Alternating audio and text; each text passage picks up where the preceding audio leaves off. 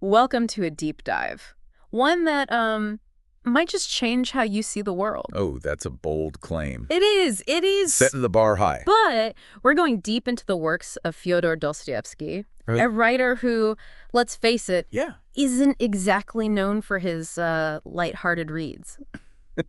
You're not going to find these at the beach, that's for sure. Right. No, not exactly beach reads, but Yeah. they offer incredible insights into the human condition, insights that have resonated for centuries. That's why we're here, Yeah. to unpack some of Dostoevsky's big ideas. Absolutely. And we're going to focus on 5 key lessons Oh, right. that he kind of weaves throughout Okay. his most famous novels. Sounds good. You know, what really drew me to this deep dive Yeah. was this idea that we can find profound life lessons in these kind of dark psychological stories. Yeah. It seems counterintuitive, but maybe Dostoevsky's onto something. Oh, absolutely. Yeah. I think he is. Okay.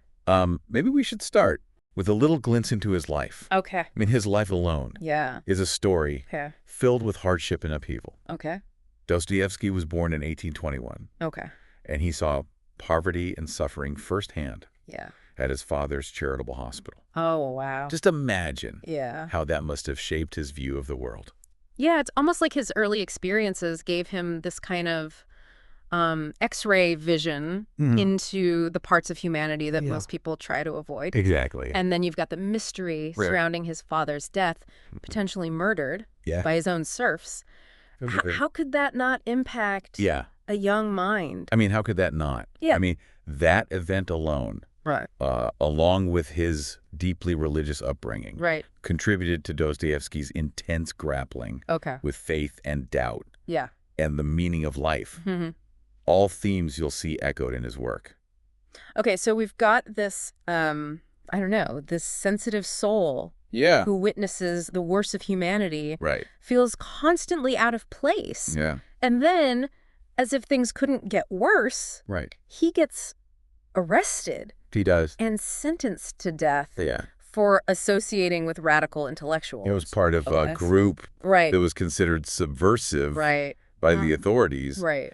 And yeah, he was sentenced to death. But it was a mock execution, right? It was a last-minute reprieve. Okay. But- oh, wow. Can you imagine the psychological weight of that? No. Facing death Yeah. and then being sent to 4 years Yeah. of brutal labor in Siberia? It's no wonder Yeah. that Dostoevsky's writing delves into Yeah. the darkest corners of the human psyche. It's like he went through a trial by fire Yeah. and emerged Yeah. with this incredible understanding of Yeah. human suffering And resilience. and resilience. Yeah. Instead of letting it crush him, Yeah. he channeled it into art. Exactly. And that's what makes his work so Yeah. compelling. Right. He doesn't shy away No. from the tough stuff. No. He stares it right in the face Yeah. and forces us to do the same. All right. So are you ready Ma'am? to dive into the first lesson? Let's do it. Found in Notes from the Underground. Okay. Now, this book features one of the most miserable characters He really is. in literature. Just, A retired civil servant yeah. who just seems to wallow in his own unhappiness. The fascinating thing about this character, Yeah. often called the underground man, Right.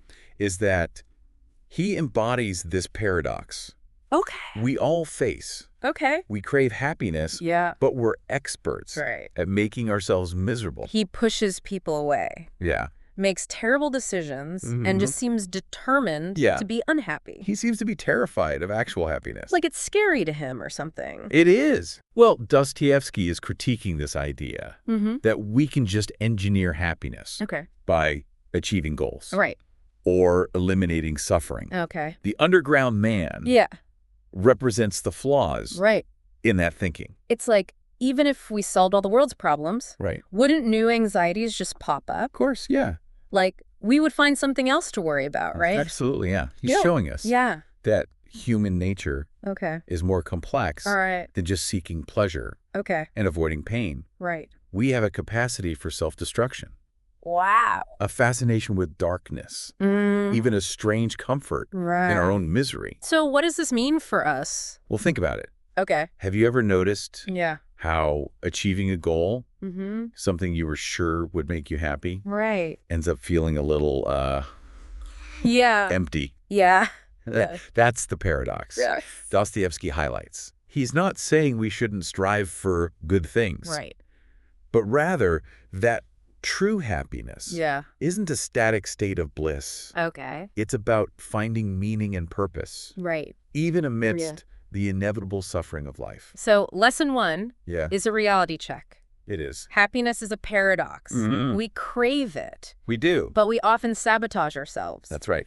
Okay, now let's move on to a title that doesn't exactly scream a feel-good story, crime and punishment. Definitely not lighthearted. Right? But this psychological thriller takes us deep into the consequences of choices and the question of how well we truly know ourselves. Okay.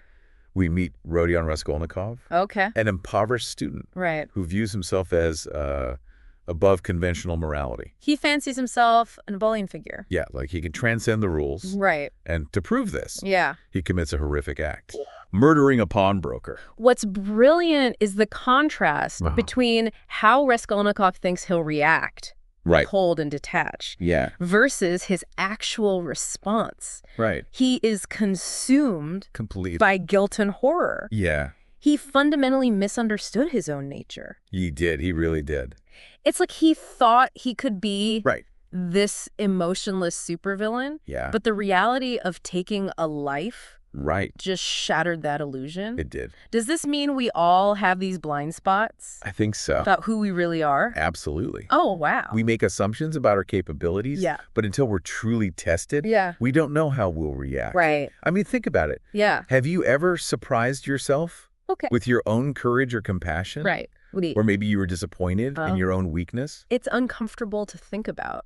It is. But Dostoevsky forces us He does. to confront those truths about ourselves. And what's even more fascinating Look at that. is that he manages to make us feel sympathy for a murderer. He does. Like, how does he do that? He doesn't condone the crime, Right. but he portrays Raskolnikov with such depth that we see his humanity, his struggle. Right. It reminds us that even in the darkest corners of the human heart, there's a glimmer of hope. Okay. Yeah. Wow. It's a reminder that maybe none of us are beyond redemption. Yeah. Which is interesting because Dostoevsky himself went through so much darkness. Right. But his faith remained a core part of who he was. He was, yeah.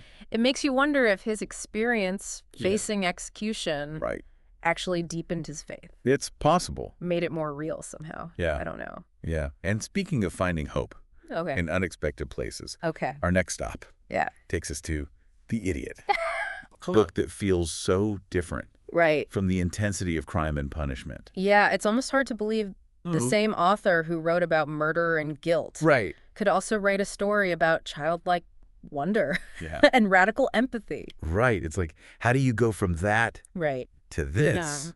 Well, remember that moment Dostoevsky described standing before the firing squad?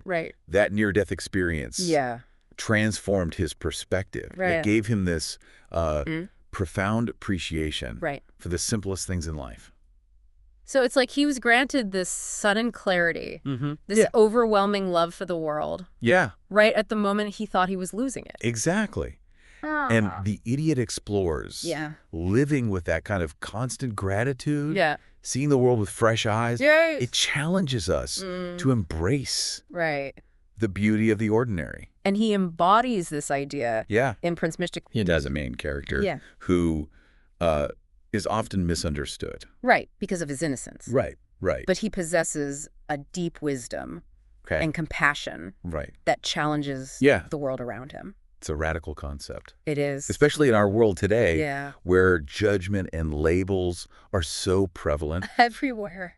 Do you ever feel that pressure? Oh, constantly. To categorize people as good or bad? Yeah. Worthy or not? Oh, yeah. It's hard not to. Right. Dostoevsky reminds us to look beyond those superficial judgments. Okay. And recognize the inherent dignity in every human being. Okay. You know? Yeah. We're all connected. We share the same basic desires. Okay. And we're all capable of both great love and terrible actions. So, lesson 3. All right. Find beauty in the ordinary. Yeah. cultivate a sense of wonder. Absolutely. And practice radical empathy. It's a tall order. It is. But one worth striving for. Okay, so now we can't talk about Dostoevsky without mentioning the brothers Karamazov. Of course not. And specifically, the story within it. Right. The Grand Inquisitor. It's a mind bender. Okay. But such a good one. All right. It's a story about the nature of faith, free will, and the role of authority. Okay. Imagine this. All right. Christ returns to Earth during the Spanish Inquisition. Okay. He performs miracles, heals the sick, offers hope. Okay. But instead of being welcomed as a savior, he's arrested. What? By the Grand Inquisitor. Hold on, I'm confused. Yeah? Shouldn't the church be thrilled? You'd think. About Christ's return? Right. That's the irony. Okay. The Grand Inquisitor, while devout, believes Christ's teachings are too demanding. Okay. Too idealistic for humanity. So he's basically saying humanity can't handle true freedom. Yeah, that we need structure, rules, even a bit of fear to stay in line. So we're better off with a bit of control. That's his argument. Even if it means sacrificing some individual liberties. That's what the Grand Inquisitor believes. Wow. He thinks he's acting out of compassion. Okay. Protecting people from themselves. Okay. But in doing so, he's denying them the opportunity. Right. To choose faith freely. To embrace the challenge of living by Christ's teachings.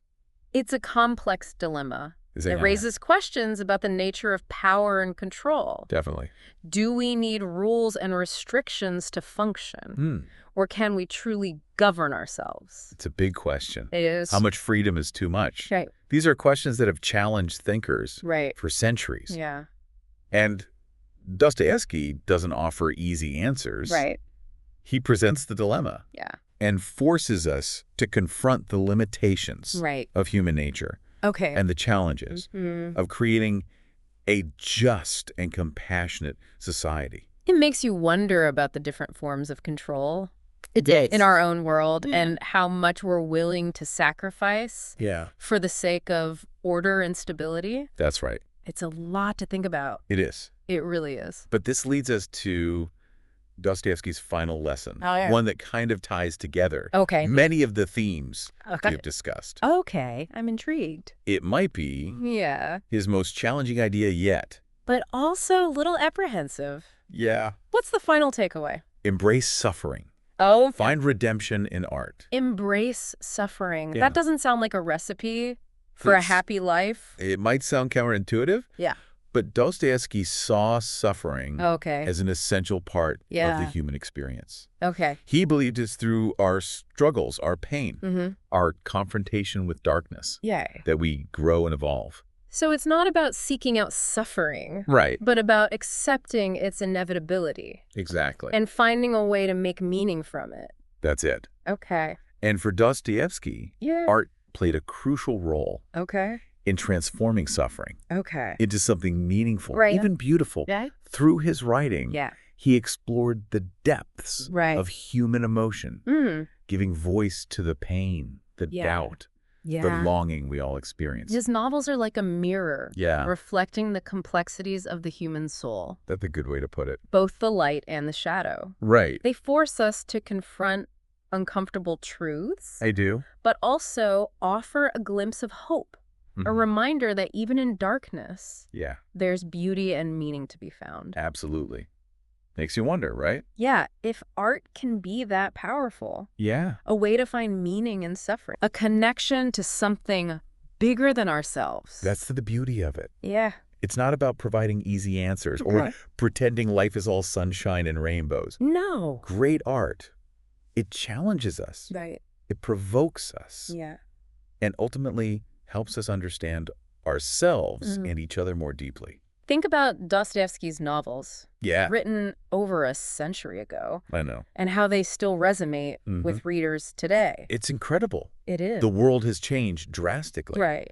But the core questions he grapples with, good versus evil, the search for meaning, those are timeless. They are. His work endures because it speaks to the core of the human experience. He reminds us life is messy and complicated, often painful, but it's also filled with moments of beauty, grace, and unexpected joy. It's like he's saying, hey, the struggle is real, but don't give up. Exactly. Find a way to create something beautiful out of the chaos. That's a great way to sum it up. Right.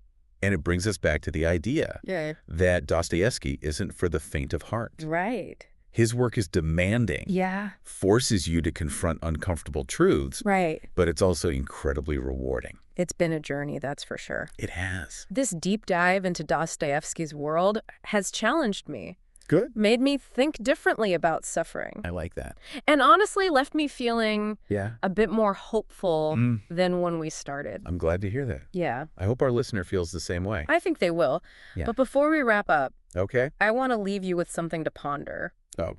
If life is about navigating suffering, as Dostoevsky suggests, how can art help us find meaning and beauty along the way? That's a wonderful question. What works of art have brought you solace or insight in difficult times?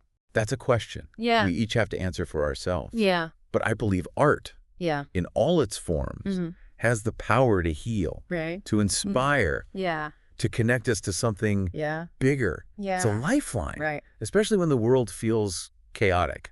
Beautifully said. Thank you. So, to our listener, I encourage you to explore Dostoevsky for yourself. I second that. It's a challenge, but a rewarding one. That might just change how you see the world. Might. And until next time, keep diving deep.